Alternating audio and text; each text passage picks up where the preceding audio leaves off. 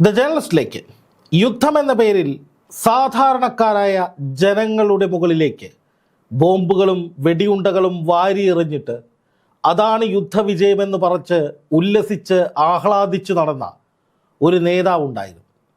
Israel പ്രധാനമന്ത്രി Benjamin Netanyahu. അദ്ദേഹത്തിന് കൈയടിച്ച ഒരു വലിയ ജനവിഭാഗം ഇസ്രായേലിലുണ്ടായിരുന്നു. തീവ്ര വലതുപക്ഷ സയനിസ്റ്റ് ചിന്താഗതികളെ വാനോളം പുകഴ്ത്തുകയും നെഞ്ചോട് ചേർത്ത് വയ്ക്കുകയും ചെയ്യുന്ന ഒരു വലിയ വിഭാഗം. അവരൊക്കെ ഇപ്പോൾ ഗസയിലെ ജനങ്ങൾ അനുഭവിച്ചതിൻ്റെ തീവ്രത, ഗസയിലെ ജനങ്ങളോട് ചെയ്ത ക്രൂരതയുടെ ആഴം എല്ലാം മനസ്സിലാക്കി തുടങ്ങിയിരിക്കുന്നു എന്ന് വേണം പറയാൻ. ഗസയിൽ ഇസ്രായേൽ നടത്തിയതൊരു വംശഹത്യയായിരുന്നുവെങ്കിൽ അത്രയും തരം താഴാൻ എന്തായാലും ഇറാൻ തയ്യാറായിട്ടില്ല. സൈനിക കേന്ദ്രങ്ങളും തന്ത്രപ്രധാനമായ നഗര കേന്ദ്രങ്ങളുമൊക്കെ ലക്ഷ്യമിട്ട് ഇറാൻ നടത്തുന്ന ആക്രമണങ്ങൾ കഴിഞ്ഞ 48 മണിക്കൂറിനിടയിൽ ഇതുവരെ ഇല്ലാത്ത വിധത്തിൽ തീവ്രമായി മാറിക്കഴിഞ്ഞിരിക്കുന്നുവെന്നാണ് പുറത്തു വരുന്ന റിപ്പോർട്ടുകൾ.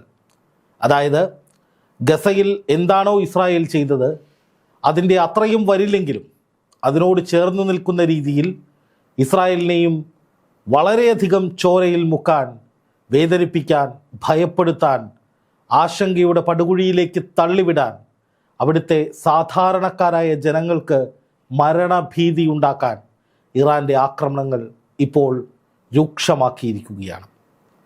ഏത് യുദ്ധമായാലും സാധാരണക്കാരെ അപായപ്പെടുത്തുന്നതിനോട് ഒരിക്കലും യോജിക്കാൻ കഴിയില്ല. അതിനെ എല്ലാ കാലത്തും അപലപിച്ചിട്ടേയുള്ളൂ. അതുതന്നെയാണ് അന്നും ഇന്നും എൻ്റെ നിലപാട്.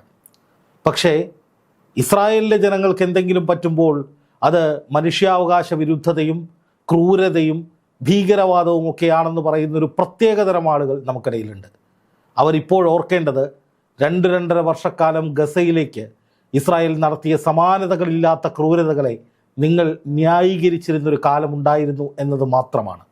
അവിടെയായാലും ഇവിടെയായാലും എവിടെയായാലും യുദ്ധം കൊണ്ട് സാധാരണ ജനങ്ങൾക്ക്, മനുഷ്യരാശിക്ക് കെടുതിയും ദുരന്തങ്ങളും മാത്രമേ ഉണ്ടായിട്ടുള്ളൂ. ഈ പാഠം ഇപ്പോൾ ഇസ്രായേൽ പഠിച്ചുകൊണ്ടിരിക്കുകയാണ്. ഗസയിൽ ഓരോ പിഞ്ചു കുഞ്ഞു മരിച്ചു വീഴുമ്പോഴും, വംശഹത്യയ്ക്ക് സമാനമായ രീതിയിൽ ഒരു തലമുറയെ തന്നെ അവിടെ ഇല്ലാതാക്കുമ്പോഴും അതിനെ നമ്മളൊക്കെ അപലപിച്ചപ്പോൾ ആ സമയത്ത് തുള്ളിച്ചാടിയ ഒരു പ്രത്യേക വിഭാഗം ആളുകൾ ഇസ്രായേലിലുണ്ടായിരുന്നു. അവരെ ഒന്നും ഇപ്പോൾ മഷിയിട്ട് നോക്കിയിട്ട് കാണുന്നില്ല. ആയുസ്സിനൊന്നും സംഭവിക്കരുതേ ആ സാധാരണ മനുഷ്യരുടെ എന്ന പ്രാർത്ഥന മാത്രമാണ് ഇപ്പോഴുമുള്ളത്. എന്തായാലും സമാനതകളില്ലാത്ത മഹാദുരന്തങ്ങൾ ഇസ്രായേലിലേക്ക് ഒഴുകി എത്തിക്കൊണ്ടിരിക്കുകയാണ് എന്ന യാഥാർത്ഥ്യം ഇപ്പോൾ അന്താരാഷ്ട്ര മാധ്യമങ്ങളും നമ്മുടെ ദേശീയ മാധ്യമങ്ങളുമൊക്കെ തുടർച്ചയായി റിപ്പോർട്ട് ചെയ്യപ്പെട്ടുകൊണ്ടിരിക്കുകയാണ്. എന്തിനായിരുന്നു യുദ്ധം ചെയ്തത് എന്ന ചോദ്യത്തിന് ഇസ്രായേൽ പറയുന്നൊരു ഉത്തരമുണ്ട്. ഞങ്ങളുടെ ഭാവി സുരക്ഷിതമാക്കാൻ വേണ്ടിയാണ്, എന്നേക്കുമായി സുരക്ഷിതത്വത്തിൽ സുഖമായി ഉറങ്ങാൻ വേണ്ടിയാണ് ഇസ്രായേൽ ഈ പണിയൊക്കെ ചെയ്യുന്നത് എന്നാണ് നെതന്യാഹുവും IDFും ആവർത്തിച്ചു കൊണ്ടിരുന്നത്. പക്ഷേ ഇപ്പോൾ ഒരിക്കലും സുരക്ഷയില്ലാത്ത വിധത്തിൽ, ചരിത്രത്തിലില്ലാത്ത വിധത്തിലുള്ള സുരക്ഷിതത്വ ഭീതിയിൽ ബങ്കറുകൾക്കിടയിൽ ഞെങ്ങി ഞെരുങ്ങി ഒന്നുറങ്ങാൻ പോലും കഴിയാതെ സ്ഫോടന ശബ്ദങ്ങളും സൈറനുകളും, പ്രപഞ്ചം കുലുങ്ങുന്ന വിധത്തിലുള്ള, ഭൂമി കുലുങ്ങുന്ന വിധത്തിലുള്ള, ഭൂമി രണ്ടായി പിളരുന്ന വിധത്തിലുള്ള മിസൈൽ വീഴ്ചയുമൊക്കെയായി കൊടിയ ദുരിതത്തിൽ സുരക്ഷിതത്വത്തിനു വേണ്ടി കൊതിക്കുകയാണ് ഇസ്രായേലിലെ വലിയൊരു വിഭാഗം ജനങ്ങൾ. നോക്കുക, ഇപ്പോൾ ഹിസ്ബുള്ളയും ഹൂത്തികളും ഇറാനും ഒരേ സമയം ബഹുമുഖ ആക്രമണങ്ങളാണ് ഇസ്രായേലിലേക്ക് നടത്തിക്കൊണ്ടിരിക്കുന്നത്. അതുമായി ബന്ധപ്പെട്ട ചില വാർത്തകളുടെ സ്ക്രീൻഷോട്ടുകൾ ഞാൻ കാണിക്കാം. അതിലാദ്യത്തേത് നോക്കുക. ഹൈഫ എന്ന് പറയുന്ന തുറമുഖ നഗരം ഇസ്രായേലിലെ ഏറ്റവും പ്രധാനപ്പെട്ട ഒരു വാണിജ്യ നഗരമാണ്. ഈ നഗരത്തിലേക്ക് കഴിഞ്ഞ മണിക്കൂറുകളിൽ ഇറാൻ്റെ ഭാഗത്ത് നിന്ന് ഒരു ആക്രമണം ഉണ്ടായിരുന്നു. അവിടുത്തെ ഓയിൽ റിഫൈനറികളും ഓയിൽ സംഭരണ കേന്ദ്രങ്ങളും കേന്ദ്രീകരിച്ചായിരുന്നു ആക്രമണം. അതിനുശേഷം ഹൂത്തികളുടെ ഒരു മിസൈൽ ആക്രമണം ഇന്നലെ ഉണ്ടായതായി റിപ്പോർട്ടുകൾ വന്നിരുന്നു. ഹൂത്തികൾ പല വിധത്തിലുള്ള മിസൈലുകൾ അവിടേക്ക് അയച്ചുവെന്നും അത് പ്രകാരം ചില നാശനഷ്ടങ്ങൾ അവിടെ ഉണ്ടായിട്ടുണ്ടെന്നും, അതുപോലെ ഡിമോണ എന്ന് പറയുന്ന ആണവ കേന്ദ്രത്തിലേക്ക് വീണ്ടും ഹൂത്തികൾ ആക്രമണം നടത്തിയെന്നുമൊക്കെയായിരുന്നു വാർത്ത. ഇപ്പോൾ വരുന്നു ഏറ്റവും പുതിയ വാർത്ത.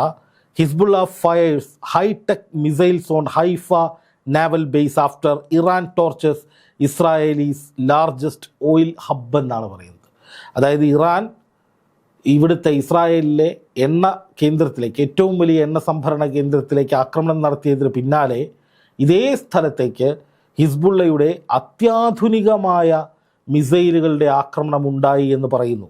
അതായത് ഇപ്പോൾ സംഭവിച്ചു കൊണ്ടിരിക്കുന്നത് ഹിസ്ബുള്ള ഒരു ഭാഗത്തു നിന്ന് ഇസ്രായേലിന് നേരെ വ്യാപകമായി ആക്രമണങ്ങൾ നടത്തിക്കൊണ്ടിരിക്കുകയാണ്. ഇപ്പോൾ ഹിസ്ബുള്ള ഹൈഫയിലേക്ക് നടത്തിയ ആക്രമണം ഒരൊറ്റ ആക്രമണമായിരുന്നില്ല. ഏകദേശം 5 പ്രധാനപ്പെട്ട പ്രദേശങ്ങൾ ഒറ്റയടിക്ക് നശിപ്പിക്കുക എന്ന ലക്ഷ്യത്തോടു കൂടിയാണ് ഈ ആക്രമണങ്ങൾ നടത്തിയത് എന്നും ഇതെല്ലാം ലക്ഷ്യം കണ്ടു എന്നുമാണ് ഇപ്പോൾ ഹിസ്ബുള്ള അവകാശപ്പെടുന്നത്. നെതന്യ, ടിബ്രീസ്, ലോവർ ഗലീലി, ഹൈഫ തുടങ്ങി 5ഓളം പ്രദേശങ്ങളിലേക്ക് തുടർച്ചയായ ആക്രമണങ്ങൾ നടക്കുന്നു. ഇതുവരെ ഉപയോഗിക്കാത്ത ഏറ്റവും അത്യാധുനികമായ പുത്തൻ തലമുറയിൽപ്പെട്ട മിസൈൽ ശ്രേണി ഹിസ്ബുള്ള അവതരിപ്പിക്കുന്നു. അതുപോലെ തന്നെ കരയുദ്ധം എന്ന നിലയിലേക്ക് ലെബനനിലേക്ക് ഇസ്രായേലിൻ്റെ ആക്രമണം നടക്കുന്നു. അതേസമയം തന്നെ ലെബനനിൽ നിന്ന് ഹിസ്ബുള്ളയുടെ ഭാഗത്ത് നിന്ന് ഇസ്രായേലിന് നേരെയും വലിയ ആക്രമണങ്ങൾ നടക്കുന്നു. ഇപ്പോൾ നോക്കുക, മറ്റൊരു വാർത്ത കാണിക്കാം. Hezbollah's missile bloodbath stuns Israel, IDF suffers casualties, military tanks destroyed on cam എന്ന് പറഞ്ഞ് ടൈംസ് ഓഫ് ഇന്ത്യ പുറത്തുവിട്ട ഒരു വീഡിയോയും വാർത്തയുമാണ്. അതിൽ പറയുന്നത് എന്താണ്? ഹിസ്ബുള്ള ബ്ലഡ് ബാത്ത് നടത്തുകയാണ്, ചോര പുഴയൊഴുകുകയാണ്, ചോരയിൽ കുളിപ്പിക്കുകയാണ് ഇസ്രായേലിനെ എന്നാണ് ഇതിൽ പറയുന്നത്.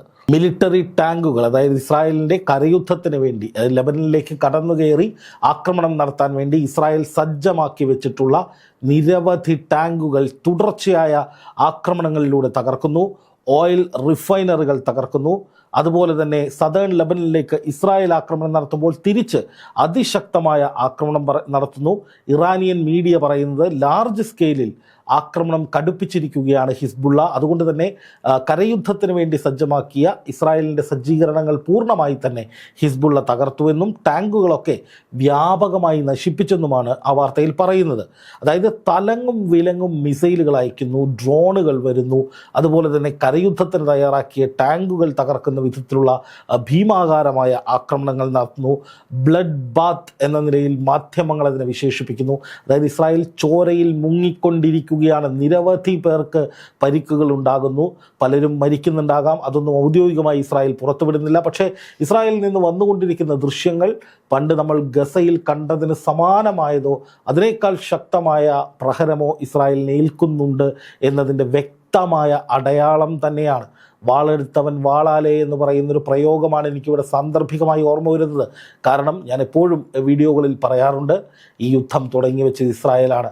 ഒന്നാലോചിച്ച് നോക്കുക, വളരെ സമാധാനത്തിൽ പോയിക്കൊണ്ടിരുന്ന പശ്ചിമേഷ്യ, ഇസ്രായേൽ ഹമാസ് യുദ്ധത്തിന് ശേഷം ആ യുദ്ധത്തിൽ യുദ്ധലക്ഷ്യങ്ങളൊന്നും നേടാൻ കഴിയാതെ, ഹമാസിനെ പരിപൂർണമായി അവസാനിപ്പിക്കാൻ കഴിയാതെ, ബന്ദികളെ പൂർണ്ണമായി വീണ്ടെടുക്കാൻ കഴിയാതെ, അതായത് IDF-നെ ഉപയോഗിച്ച് ബന്ദികളെ പൂർണ്ണമായി ജീവനോടെ തിരിച്ചെത്തിക്കാൻ കഴിയാതെ, ഗസ പിടിച്ചെടുക്കാൻ കഴിയാതെ, അമേരിക്കയുടെ കാലിൽ വീണൊടുവിൽ മധ്യസ്ഥ രാജ്യങ്ങളുടെ സഹായത്തോടെ തീർത്തു കളയുമെന്ന് പറഞ്ഞ ഹമാസിനെ വിളിച്ചു വരുത്തി ചർച്ച ചെയ്ത് അവരുടെ നിർദ്ദേശങ്ങൾ കൂടി എഴുതി ചേർത്ത് അതിൽ ഒപ്പുവെച്ച് ഹമാസ് വരച്ച വരയ്ക്കപ്പുറം സൈന്യത്തെ നിർത്തി എല്ലാ പ്രശ്നങ്ങളും പരിഹരിച്ചു, ഞങ്ങൾ വിജയിച്ചു എന്ന് പറഞ്ഞ് പിന്മാറിയതാണ് ഇസ്രായേൽ ഗസയിൽ നിന്ന്.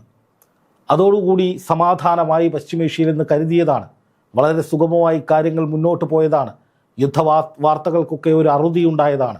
ലോകം ആശ്വാസത്തിൽ മുന്നോട്ട് പോയതാണ്. പലസ്തീൻ്റെ പുനരുദ്ധാരണത്തിന് വേണ്ടിയുള്ള, അല്ലെങ്കിൽ അവിടെ പുതിയ ഭരണകൂടത്തെ നിയോഗിക്കുന്നതിന് വേണ്ടി അടക്കമുള്ള ചർച്ചകൾ ഗൾഫ് രാജ്യങ്ങളുടെയൊക്കെ സഹായത്തോടു കൂടി മുന്നോട്ട് പോവുകയായിരുന്നു.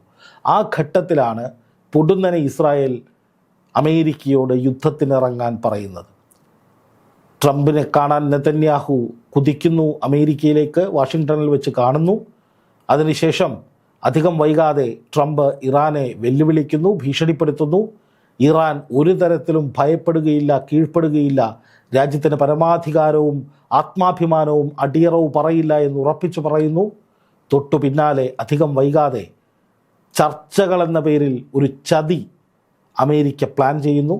ഇറാൻ്റെ വിദേശകാര്യമന്ത്രി അബ്ബാസ് അരാങ്ചി അടക്കം ഒമാൻ്റെ മധ്യസ്ഥതയിൽ 3 ഘട്ട ചർച്ചകൾ കഴിയുന്നു. 4ാം ഘട്ട ചർച്ചയ്ക്ക് തീയതി തീരുമാനിക്കുന്നു, സ്ഥലം തീരുമാനിക്കുന്നു. ആ ചർച്ചയിലേക്ക് ലോകം ഉറ്റുനോക്കുന്നതിനിടയിൽ പൊടുന്നനെ ചതിയിലൂടെ പിന്നിൽ നിന്ന് കുത്തുന്നതിന് സമാനമായിട്ടാണ് അമേരിക്കയും ഇസ്രായേലും സംയുക്തമായി ഇറാന് നേരെ ആക്രമണം നടത്തുന്നത്. ഒന്ന് ആലോചിച്ച് നോക്കുക. സമാധാന ചർച്ചകൾ പുരോഗമിക്കുന്നു, ആണവ കരാറുമായി ബന്ധപ്പെട്ട ക്രിയാത്മക ചർച്ചകൾ നടക്കുന്നു. ഈ പ്രശ്നം യുദ്ധത്തിലേക്ക് പോകാതെ തന്നെ പരിഹരിക്കാൻ കഴിയുമെന്ന പ്രതീതി അമേരിക്ക തന്നെ സൃഷ്ടിച്ചിട്ട് അതിനിടയിൽ ചതിയിലൂടെ വഞ്ചനയിലൂടെ ഇറാൻ്റെ പരമാധികാരത്തിൽ കടന്നു കയറിയാണ് ഈ യുദ്ധം ഇസ്രായേലിൻ്റെ നിർബന്ധത്തിന് വഴങ്ങി അമേരിക്ക തുടങ്ങിയത്. അന്ന് നമുക്കിടയിലുള്ള പലരും പറഞ്ഞു, ഇറാനിലെ ഭീകരവാദ ഇസ്ലാമിക ഭരണകൂടത്തെ ഇല്ലാതാക്കി അവിടുത്തെ ജനങ്ങളെ മോചിപ്പിക്കാൻ വേണ്ടി, അവർക്ക് സ്വാതന്ത്ര്യം കൊടുക്കാൻ വേണ്ടി ലോകമാന്യനായ ട്രംപ് ഇറങ്ങിത്തിരിച്ചതാണ്. അവിടുത്തെ സ്ത്രീകളെ സംരക്ഷിക്കാൻ, സ്ത്രീകൾക്ക് ബിക്കിനി ഇടാൻ വേണ്ടി, അവർക്ക് സ്വാതന്ത്ര്യം കൊടുക്കാൻ വേണ്ടി, മതത്തിൻ്റെ നീരാളിപ്പിടുത്തത്തിൽ നിന്ന് മോചിപ്പിക്കാൻ വേണ്ടി മതനിരപേക്ഷനായ ട്രംപ്, കാവിയണിഞ്ഞ ട്രംപ് അച്ചായൻ ഇറങ്ങിയതാണ് ഇറാനിൽ എന്നൊക്കെ ഒരുപാട് പേർ നമുക്ക് ഇടയിലിരുന്ന് ഗീർവാണം അടിച്ചിരുന്നു. വാട്സാപ്പ് യൂണിവേഴ്സിറ്റികളിൽ മാത്രം കിടന്ന് നുളയ്ക്കുന്ന ഈ പുങ്കവന്മാർ കഴിഞ്ഞ മണിക്കൂറുകൾ മുതൽ നിശബ്ദരാണ്. എന്താണെന്നറിയോ?